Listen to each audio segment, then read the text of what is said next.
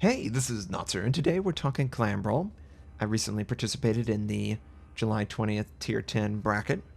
I was unable to participate in the July 6th Tier 8 bracket because I was on vacation.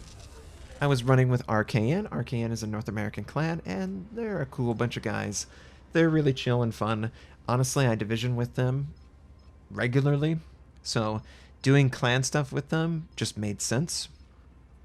But I wanted to talk about my impressions on clan brawling, clan as a whole, and then some of the teams and strategies that we saw. So, my overall impression on Clan Brawl initially started out to be very scary because I was trying to run my stream and also participate in the clan activity. And I will absolutely admit, I get overwhelmed when 3 or 4 different people are talking, when I'm trying to read chat and have a separate conversation. While all of this is going on, 3-minute delay, I have my cats doing whatever they want, and I'm just trying to learn. So initially, I was just absolutely overwhelmed with all the new information that I was experiencing.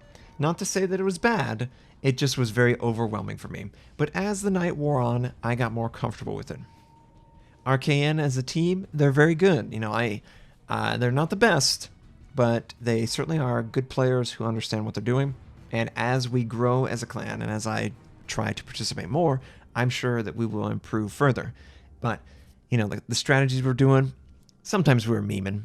This clan brawl, there was 2 ways of thinking about it. You could either plan for the next clan season, assume nothing changes, or you could try and hide all your strategies for this clan season and just try to reach the milestone of unlocking the combat missions that rewarded coal and steel.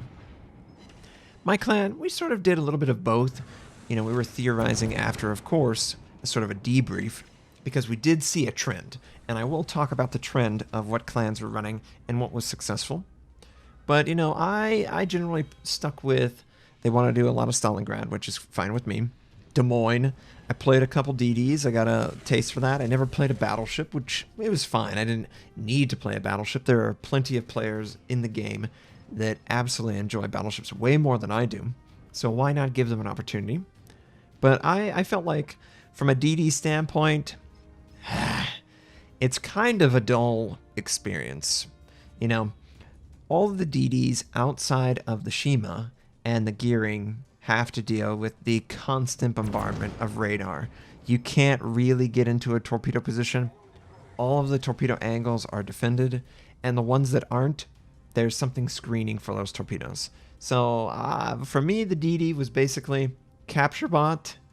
Sometimes it was able to do some damage, but when I did, everyone instantly turned and tried to fire on me. I don't blame them.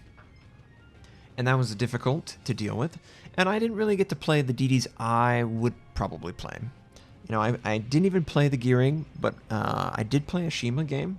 It didn't even work out that I had the opportunities that I wanted to torpedo. It just, the way the games work out, there's a lot of passive static play, and you could win the game and maybe do 40,000 damage.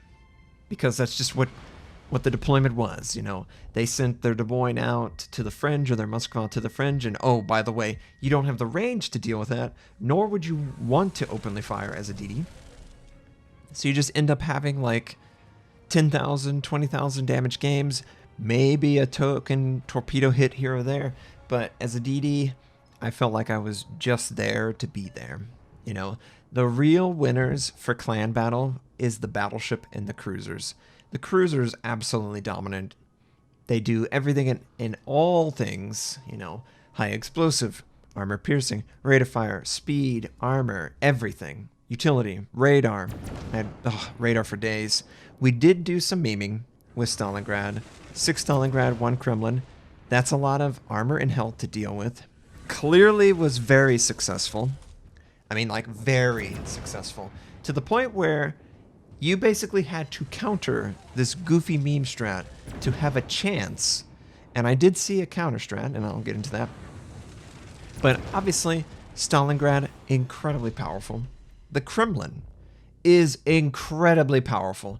This was the first clan bracket with the Kremlin participating And it certainly won't be the last.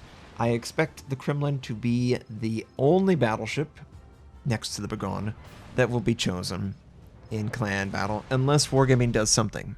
You know, unless Wargaming decides to nerf the Kremlin or adjust it.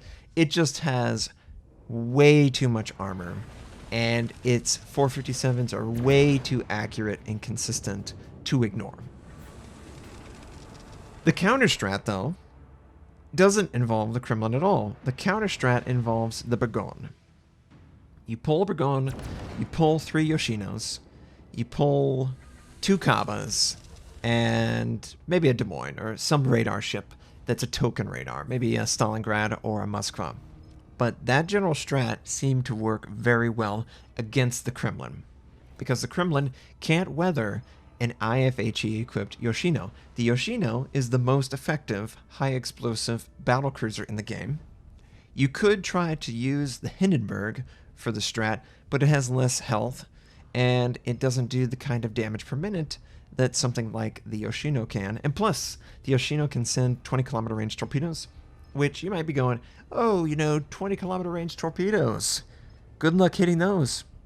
I actually saw multiple strikes in a night's worth of Yoshino torpedoes, and it was surprising, but it happens. And if a single Yoshino torpedo lands on a target, remember, they're the Japanese torpedoes. They do like 22,000 damage. That could be the difference between winning and losing that game. But the 60mm pin Yoshinos deal with the Kremlin very, very well. Very, very well. They have super long range also, and you can extend it even further with a scout aircraft and or a range mod, and you can go to town from a very long distance away with good gun velocity.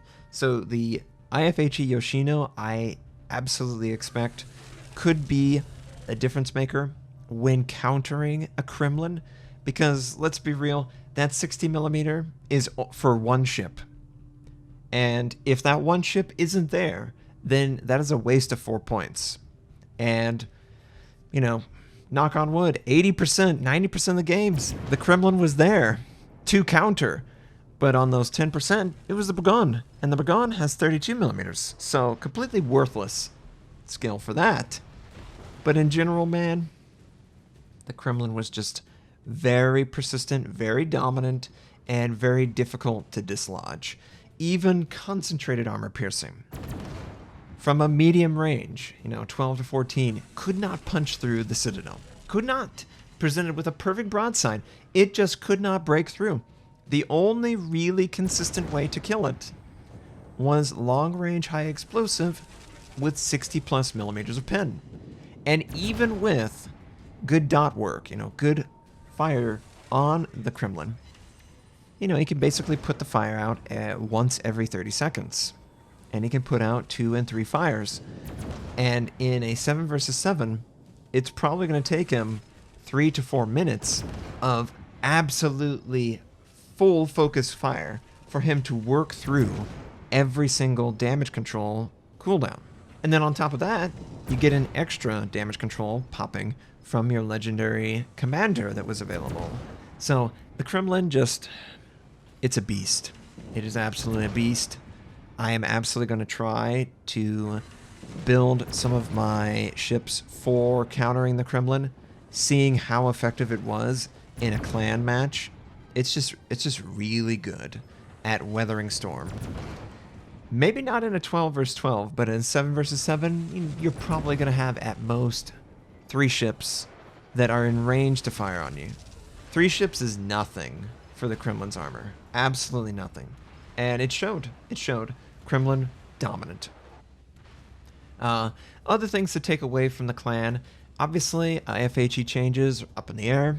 This did not include an aircraft carrier. An aircraft carrier would have completely changed the entire makeup of the clan bracket. And it's good that they didn't include the aircraft carrier, because it's not balanced. It's nowhere near ready for clan or competitive, but when it does become available, it is going to contribute to keeping the Kremlin in check. But as of right now, there really is not enough tools to keep the Kremlin in check. Not as many tools as you would hope.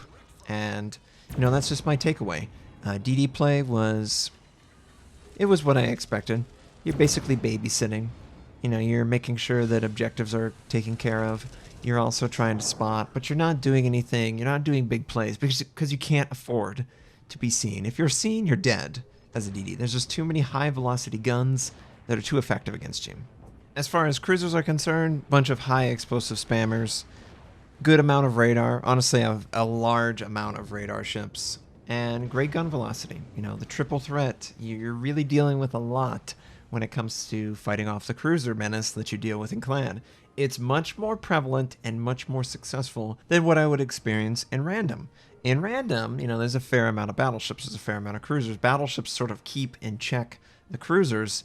When there's only one battleship, you can't keep 6 or 5 cruisers in check. You just can't. They're just going to overwhelm you with the number of targets. And I never got to play a battleship, but if I did play a battleship, it would be the Kremlin. I've talked at length about how effective the Kremlin was, and continues to be.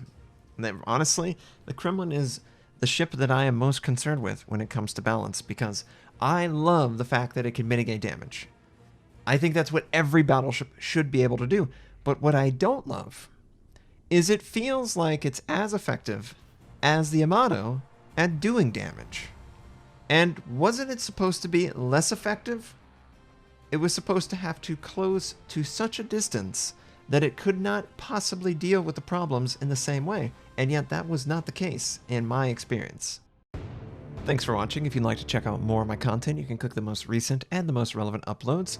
You can also choose to subscribe to my channel. We do daily World of Warship videos. My North American recruit invite is on the screen. I stream at twitch.tv/Notser. Thank you, have a wonderful day, and I'll catch you next time.